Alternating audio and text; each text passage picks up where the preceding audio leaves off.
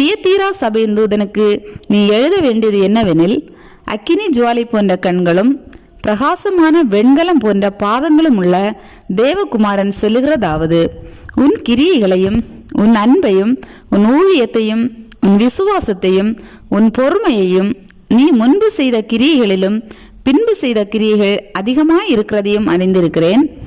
ஆகிலும் உன் பேரில் எனக்கு குறை உண்டு. என்னவெனில், தன்னை தீர்க்கதரிசி என்று சொல்லுகிற எசபேல் என்னும் ஸ்திரீயானவள் என்னுடைய ஊழியக்காரர் வேசித்தனம் பண்ணவும் விக்கிரகங்களுக்கு படைத்தவைகளை புசிக்கவும் அவர்களுக்கு போதித்து அவர்களை வஞ்சிக்கும்படி நீ அவளுக்கு இடம் கொடுக்கிறாய். அவள் மனம் திரும்பும்படியாய் அவளுக்கு தவணை கொடுத்தேன். தன் வேசி மார்க்கத்தை விட்டு மனம் திரும்ப அவளுக்கு விருப்பமில்லை.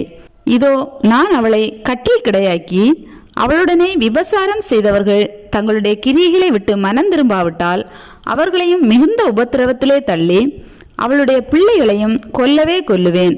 அப்பொழுது நானே உள்ளிந்திரியங்களையும் இருதயங்களையும் ஆராய்கிறவர் என்று எல்லா சபைகளும் அறிந்து கொள்ளும்.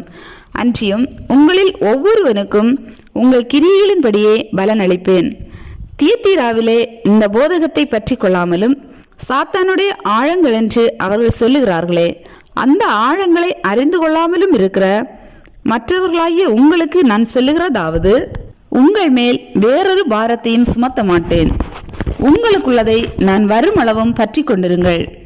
ஜெயங்கொண்டு முடிவு பரியந்தம் என் கிரியைகளை கை கொள்ளுகிறவனவனோ அவனுக்கு நான் என் பிதாவினிடத்தில் அதிகாரம் பெற்றது போல ஜாதிகள் மேல் அதிகாரம் கொடுப்பேன். அவன் இருப்பு கோலால் அவர்களை ஆளுவான். அவர்கள் மண்பாண்டங்களைப் போல நொறுக்கப்படுவார்கள். விடிவெளி நட்சத்திரத்தையும் அவனுக்கு கொடுப்பேன்.